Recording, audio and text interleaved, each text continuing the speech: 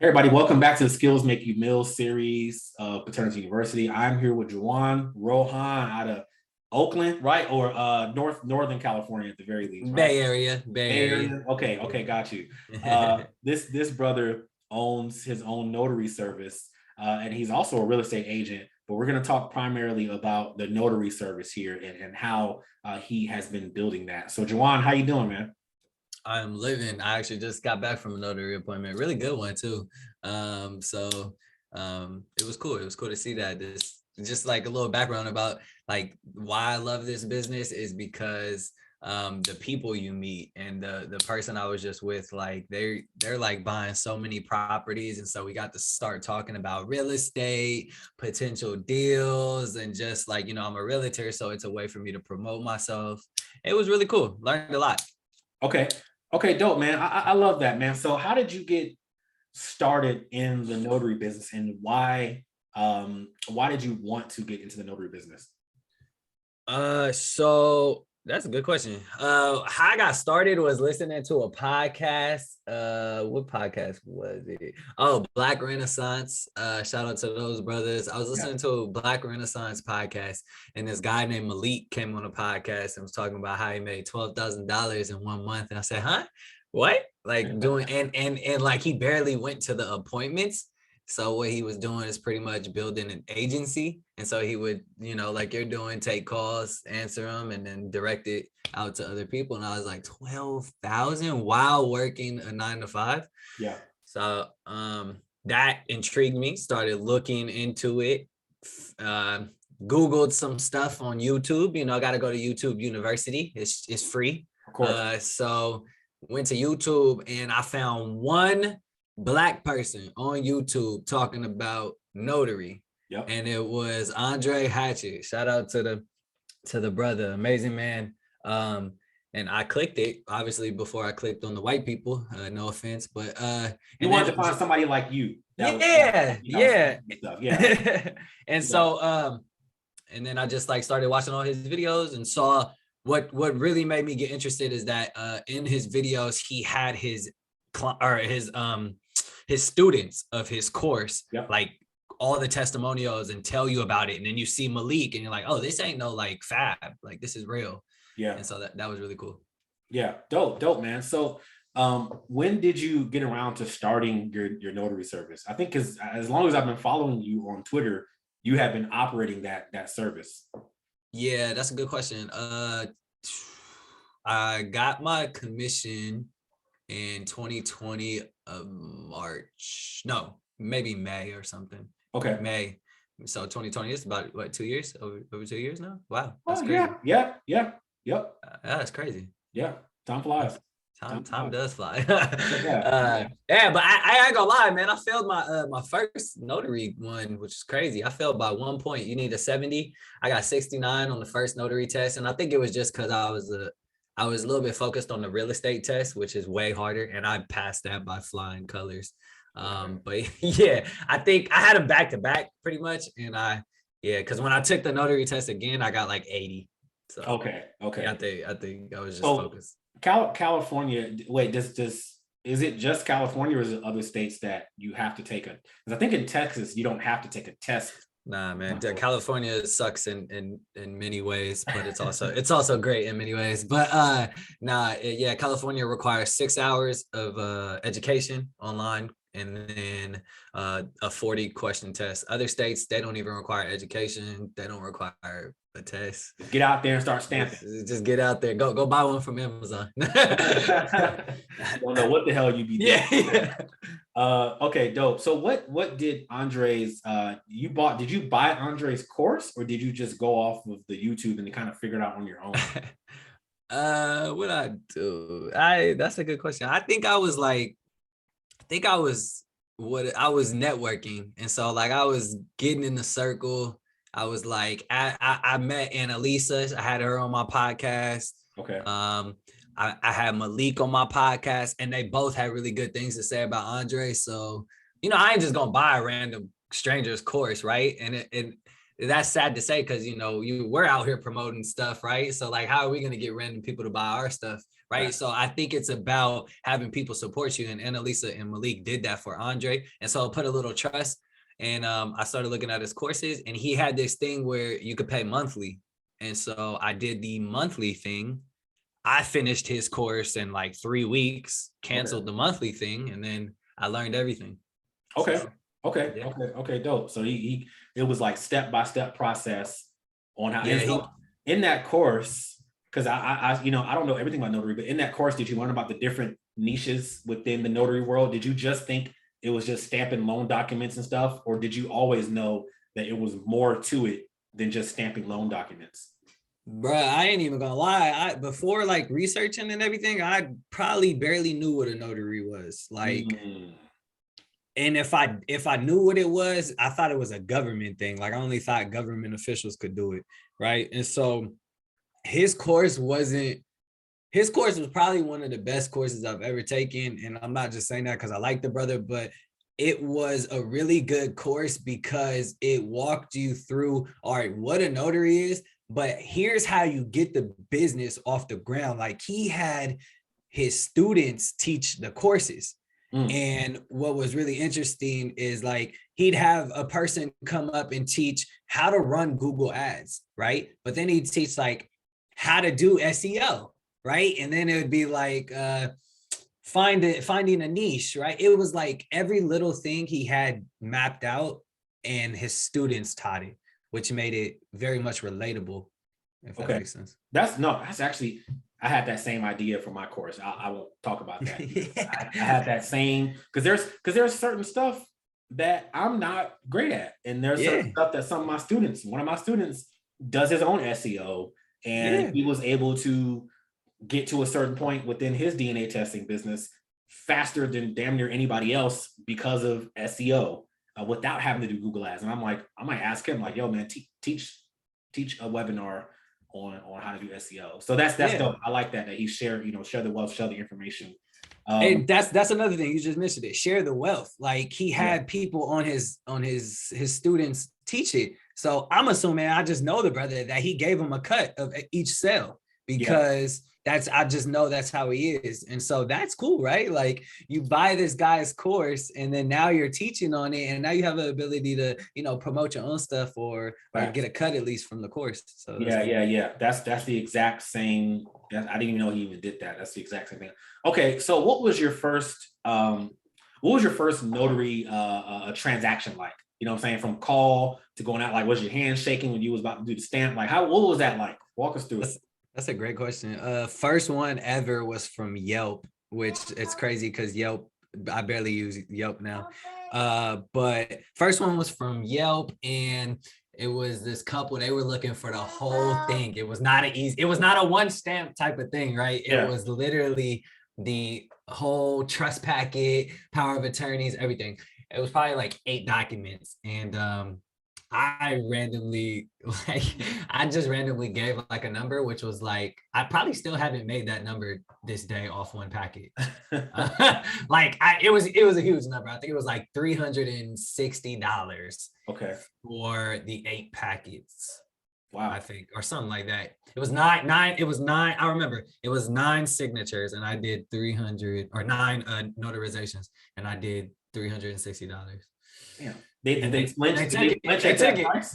took it. No, what happened in this? So they were really nice. I had originally, this is where I messed up, and this is I talk about it on my podcast. I don't mean to promote my podcast, but I like to talk about my mistakes a lot. And so here was a mistake that we ended up talking. I guess she got confused in how many notarizations that needed to be done. And so she gave me like a number, and I thought it was like a 1 packet type of situation. Okay. And so I was like 150 or 180, right? And then I get there and I'm looking at the table and it's a packet, and they all have like the attorney stuff, and it's like notarized. I said, before we even start, you told me it was going to be this. And so I gave you the price based on this. And all these other packets we're gonna have to charge extra. And the husband and wife, it was like they were really nice, older couple, and they were like, you just let us know how much, blah blah blah.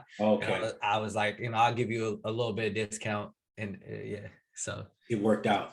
It worked. They even, I think they even gave a tip. Oh, because we needed another part. We needed a witness. So I learned that you could charge to bring an extra witness. Okay. So I brought my brother and I charged them 75, but gave my brother 50. So that was another way I made some money. So bro just sitting there like, yeah, sure. Bro just sits there and makes $50. That's dope, man. That's dope. So that was your first ever notary. And just like, how did that make you feel, man, when you were done? Like, damn, I made 360 X amount of dollars. 30 minutes. Stamping some documents. Like, how'd that make you feel? It was amazing. I was like, I'm doing this forever. I was like, I wish I would have did this when I was like 18 and been doing this, but 30 minutes, man, and $360. I guess minus the $50 because I got to pay my brother. Yeah. Still, that's crazy. I was like, oh, you imagine if you have like 8 of those a day? Numbers. I talked to, I don't know if you know, well, no, you do. Rafael, big stamper, man, biggest stamper on Twitter.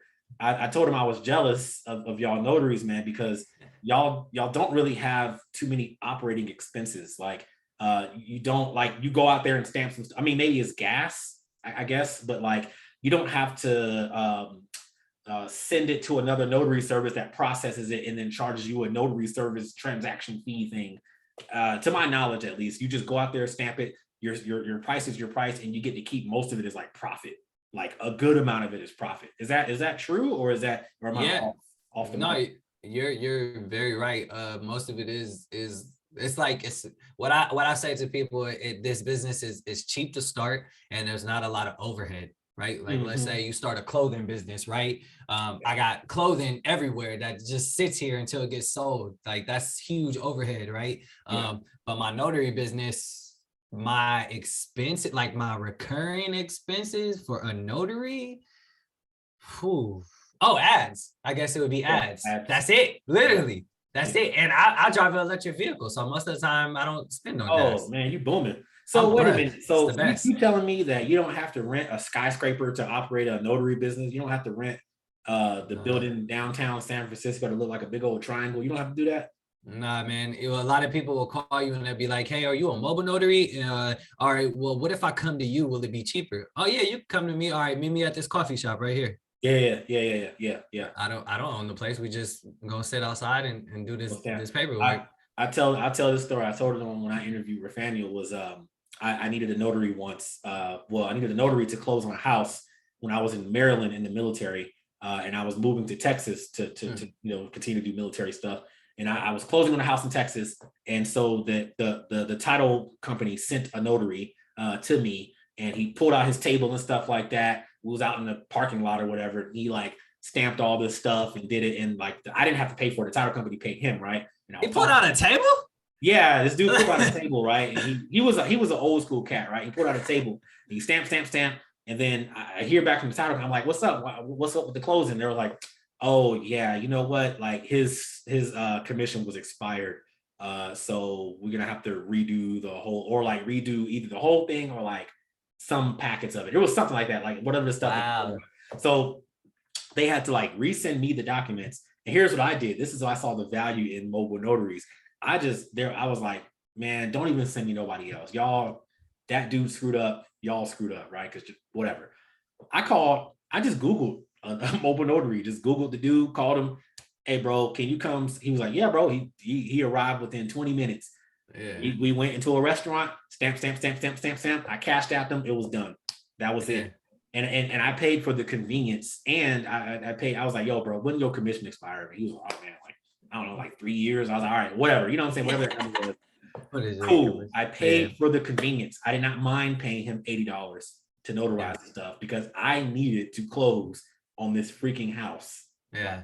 There was no, you know what I mean? That's how that was. So that's, I think, the value. Is that kind of the same experience that you have? Is people might be like, some people might balk at the price, but some people might say that's a good price because I need this notarized now.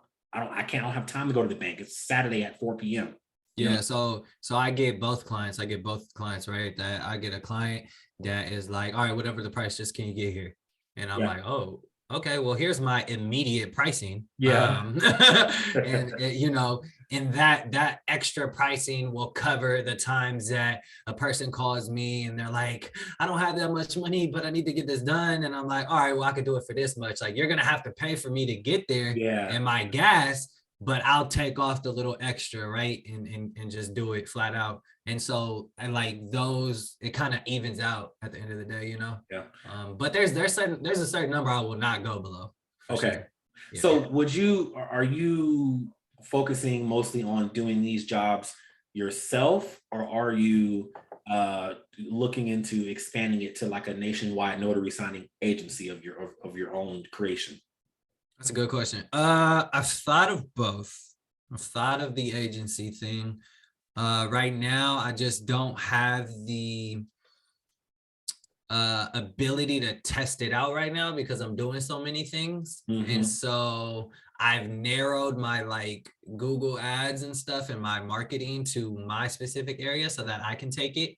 If I can't take it, then I have people, you know, I'll just call up Rafael and get someone, or, you know, I know a lot of notaries out here now, tech, I'll just get someone I know and then just take the cut. Okay. Yeah. That's actually pretty, so like focusing on your area can kind of, it's just better for you because of just the amount of energy it takes to possibly outsource across the whole country is, you don't. Yeah, well, like I just looked at the numbers like when I was doing in the beginning, because I wanted to do that. So I was doing from here, I was doing all the areas around me, like, oh, I could do this area. And then I started realizing that I'm getting calls from San Francisco, and it's a document and they're wanting $80 or $60, $80. And I'm like, I'm not driving to San Francisco for $60. Like, now I gotta go find someone, or I'll decline it. But then there goes my $8 lead from Thumbtack, or my $2 lead from. So I'm like declining these calls. And I'm like, I ain't driving there for that much. And I started realizing that was eating up my costs. So I just got rid of those cities, focused on my city, growing my city, getting my name out there. And then once I feel that I know a notary in San Francisco, Livermore, right, then I'll start getting better at that pricing off the top of my head. I agree with that strategy. That was, you know, going to the, like, there's similarities between the notary service business and the DNA testing service business. I agree. Like I started with trying to market in my area and then branching out to a bunch of different states and cities. And each state and city, by the way, has a completely different demographic that is willing to pay different amounts, more or less. Exactly. And, you know, and I was advertising in Birmingham while also advertising in Baltimore. And you know, they call you and you tell them that it's $250 for a paternity test. And they're like, damn, that's expensive, you know, while certain parts of DC, they're more liable to pay that amount. And then, so I didn't start making good, consistent money until I moved to El Paso and focused on El Paso. Like I am going to focus, I'm going to build relationships with people out here. I'm going to go to networking events. I'm going to focus my ads specifically on El Paso. And that's when it really took off and skyrocketed. So speaking of ads, you kind of touched on a little bit. How do you market, and what has been the best marketing channel for you? Google ads is number one, Thumbtack number two, and then Yelp number three. Google ads is a little bit cheaper on pay per click. The only thing is with Google ads is there's a lot of spam calls. And so that counts at your clicks. But one day, you know, I think no matter what, in the end, the notaries pay for the Google ads. For example, like yesterday all right, let me just pull it up real quick. I was looking at it this morning. I had some ads, but I don't even think I had a call. Like I don't think I went and completed one yesterday. So, but like I'm okay with that because I just completed one today, and today alone it's 11:30 a.m. where I'm at. I've had 3 clicks already and spent $5.43. Oh wow! And 0 conversions. So yesterday though was kind of a big one. 14 clicks. $36.68 and 3 conversions. Yeah, I didn't do an appointment yesterday. Okay. At least today, though. Yeah, at least not from Google ads. I think I might have from like service. But yeah, so I mean, it all, I think I'm still in a positive most of the time with Google Ads, whether I get one or not. With Thumbtack, those are expensive a little bit, but they kind of work. The thing with Thumbtack is you gotta be specific to your area. I think I wasted a lot of money trying to branch out, right? Because like I said, I would put myself in San Francisco, someone would call, and then the actual San Francisco notary would quote them less. So why wouldn't you go with them? Yeah. Right. But I'm charging for travel fee, not thinking like, oh, they would just go with the other person. So I wasted a lot of money on Thumbtack. Reason being is because Thumbtacks average about like $7 per lead. So if you lose that lead, that's $7 into you know what I mean? Yeah. Yeah. But as opposed to Google Ads, it could be like some leads are 55 cents or $3 the max, right? So it really just depends. And then Yelp sucks. Yelp sucks. I don't think a lot of people are going. The data shows a lot of people are going to Yelp for notaries, but I'm like one of the top notaries on Yelp, and I don't get that much. And yeah, so I think people go on Yelp to complain about food. It's about food, yeah. That's what it is. They say like though, like in my area at least, it's like 2,000 people searching for notaries on Yelp. And actually, in the last week and a half, I've gotten like 3 of my clients from Yelp. So I was kind of, like, oh, maybe things are changing. Maybe they are. Yeah. I mean, you just, and that's, it's just figuring out what marketing channel kind of works the best and then adjusting every once in a while. I have learned multiple times, like with Google, just kind of set it and just leave it alone. Like, don't mess with it too much, man. And I had bus stop bench ads in El Paso. So like, somebody would go to a bus stop and be like, don't know if the child is yours, call this phone number. I had that. I had that for 6 months, and it was great because you could physically go see an advertisement in the city. And I just realized that ROI just wasn't cutting it. And the ROI was just much better on like a Google Smart campaign. It would link. How much does a bench cost? A bench. I had 5 benches for $375 around the city. Per bench? Or No, five total for $375. That's hella good, bro. Yeah. That's like not, bro. One bench out here is probably like 50,000 in California. Yeah, that's what I'm saying. El Paso is a great city to like, I think start a service business in. Honestly, I really think so. But it just that ROI, like it comes sometimes in your service business where most of your expenses is marketing, and sometimes you got to tighten the belt a little bit to be like, all right, this ain't really working. Like it was nice for a while, it was cool, but what's the actual ROI? I couldn't actually determine data from it. It's just I have this out here. So I mean, I'll start that again once I have a way bigger marketing budget. I'm like, you know what? I just want to show presence. So I'm gonna get 50 of these damn things in the city and just take over. But for now, I'm gonna reallocate those funds to Google My Business. So what is your end goal with the notary business? Do you want to just kind of operate and have it as a lifestyle cash business, or do you eventually one day want to sell your notary business? I think I want to make it as big as possible and then pass it on to my kids. Okay. So that they can, when they turn 18, have like a little side thing. Because although, no one is like, I love being a notary, like, or like, it's what I always dreamed about. I think that when you're young and needing money, like this could be a really good thing. And so I want to build like a full notary thing that I can have that is generating crazy amounts of cash flow, and then just be like, hey, do you want to, you're 18 now, you could go get your license. Here's a good way to make some money after high school or after school is over. Yeah. That's some serious, like, man, being able to at least give your kids the option to, hey, this thing is working and it is damn near paid for your college or it's paid for, your lifestyle. Okay. So do you want in on this? Do you want a piece of equity in it? I can pass it down. Do you want to learn everything? No, it ain't the sexiest thing. No, it's not Twitch or whatever the hell is going to be important or it's going to be popping in 18 years or whatever. But like, this is something that people are going to need. And do you think on the next question, do you think that automation will take out notary services one day, like robots or something? That's a good, I mean, in certain states, it kind of has because of you can do it digitally. Now, but I think we got a while until like an actual notary is a robot or something. Yeah. Maybe, and California is reluctant to change. So like we're the ones who still like you cannot do online notary, like Okay. verifying, you have to be there in person. So they're very strict on stuff. So I think we got a while, at least in California. Got a little while. Okay, that's cool. That's why I like if I didn't do the DNA thing, I would have definitely been a notary, man. Yeah. I like that business model, and it's a needed service based business, and that's why we Yeah. have this skills make you meals, man. It's a needed business, and you can build it, like you said, to passing down to your children, to make it a lifestyle cash flow business, or one Well, day. it's recession proof, man. Like, Yeah, and I really learned that. And I wish I would have been in the thick of the COVID situation.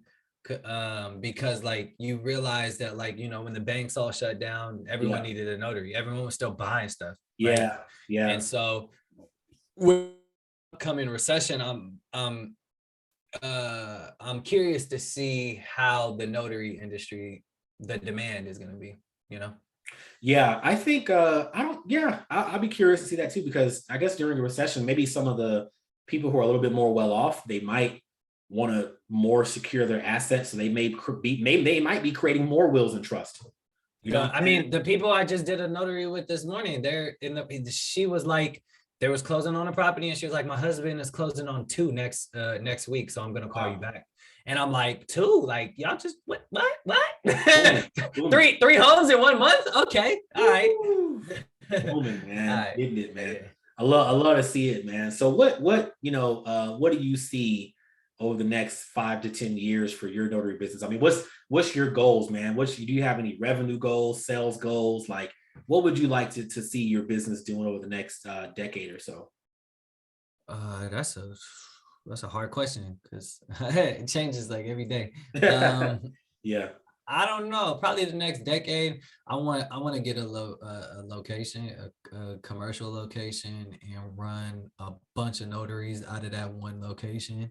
I want to have like cars that they can drive and make it like a actual business. Yeah. Um, like yeah, like something bigger, like not just a notary, but like a postal service operation, shipping, right? Maybe a carrier for Amazon or something, some type of location where a notary is an option, right? Mhm. Because you think like when you go down to UPS, right? UPS could do notaries. I tell that all the time when people say, oh, you're expensive. All right, well, drive down to UPS. They Yeah. charge $15 per signature. I charge $15 per signature. However, you're gonna pay for my gas or toll to get there. Like that's just Yeah. convenience. Like Yeah. so, I said drive down there, go. But like I want to have like a UPS location, but instead of focused on packaging, I want to be focused on notary, but have everything else bring in income. Does that make Yeah. sense? No, it makes Okay. actually, this kind of leads to more so of a comment. I have a homeboy of mine who works for the county government in his Mhm. area. And what he does is he processes people's passports, and he advises them. His job is to advise them on how to, put the packet together or something like, or he helps them put that packet together, whatever, right? And I asked him, I was like, is there somebody around that has a business that advises people how to put their passport packets together, or helps them do it? You know what I'm saying? Because some people may not want to do it, or they don't know what to do, and they would pay somebody to basically advise them or put their passport little packet service thing together, so that when they take it to the county government, or when they take it somewhere to get processed, it can be processed, and they don't have to come back multiple times. He was like, Yeah. yeah, there's a lady that we have a contract with that she does all that stuff. Like, she advises them on how to do it. And that could be something, who knows? And when you have your commercial area, you do notaries, and then people who want their passport stuff taken care of, you can be like, okay, well, this is what you do for your passport. You know what I'm saying? This is how you do it. This is how you make sure when you take it to the government, it gets processed in one go around. There's like passport advisory services that I've seen, and that's like another service business that will be really interesting to possibly see and develop. I don't know. Yeah. That could be No, something. that's definitely interesting. That's Yeah, interesting. this is definitely interesting. So, um, wrapping up, man. I know you have your podcast, and I see that your topics come up lately. Your topics come up, and they've been a lot more notary focused. What is the name of your podcast, and where can folks find it? Yeah, it's called the Misguided Podcast. It's available on Spotify, Apple Podcasts, and YouTube.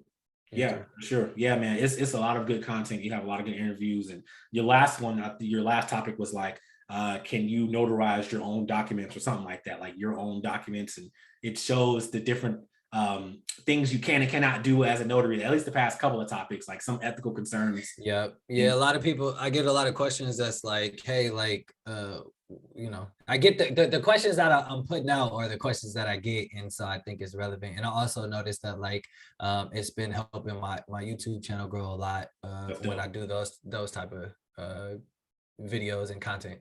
That's dope. That's dope, man. I like to see it. So where can folks find you, man? I know you're active on Twitter, but yeah, where can folks find you on your YouTube and stuff? Yeah, you can find me on all social media at Juwan Rohan Music, Juwan Rohan Rohan Music, and then that's pretty much everywhere. And then my podcast, the Misguided Podcast, on pretty much on all social medias. It's the Misguided Podcast. On Twitter, it's the Misguided Pod. Okay, dope. Yeah, I'm gonna post all that stuff in the show notes, man. Yeah, wrapping up, man. What advice do you have for anybody that's looking to start their notary business? I'd say don't wait, because like I said, it's like a couple $100 to start. And you only learn once you're in there. Like you're gonna, you know what I mean? Like my first notary job was probably the most scariest job, right? Because it's such a huge packet, and like we're dealing with attorney paperwork as opposed to just a one stamp from the DMV. And so, but you learn, and then you learn how to market yourself. You learn how to talk on the phone with customers, right? And so you just have to start. It's that simple. Start and don't quit. Start and don't quit. Yeah, like you mess up on one, don't you're human. You're gonna mess up. Yeah. Oh yeah. That's why, like I said, we keep talking about Rafanuel. He's on Twitter as well. He talks about the screw ups and with his notary signing agency and stuff like that, and the good, the bad, and the ugly. You know what I'm saying? All parts of it. But we're human, like you said. You mess up, just don't quit. Yeah, I had a tough one from him the other day. He gave me a job, and this lady, I guess she had a notary denied like 8 times. I think it was 8 times from India. She's from India, and the paperwork needed to be sent to India. For some reason, they kept denying it. And she was like asking me something that she was like, I know you can't do this, like illegal stuff. She's like, what else can we do? Because I'm having a situation here. And it was crazy, but we got it done. And hopefully India doesn't reject it. Yeah. Worldwide notary. That's what I'm talking about, man. Worldwide stuff. Yeah, for real. I get a lot of ones from Philippines, India. A lot. Interesting. Yeah. Okay, dope. Well, thank you, man. I appreciate you coming on to the show, brother. Much success to you in building your business and everything else, all your other endeavors as well, real estate as well, man. Thank you. So thank you for coming on, man. And I'll post everything. So look, hey, y'all, anybody who's listening, share this. You might know somebody who is interested in becoming a notary. So this could possibly help them get inspired. If you yourself are looking to start a paternity testing service, you can go to paternityuniversity.com. That's the only place in the world where you can learn how to start your own paternity testing company. Check that out, and like and subscribe and share. Thank y'all very much. Until next time, see you around.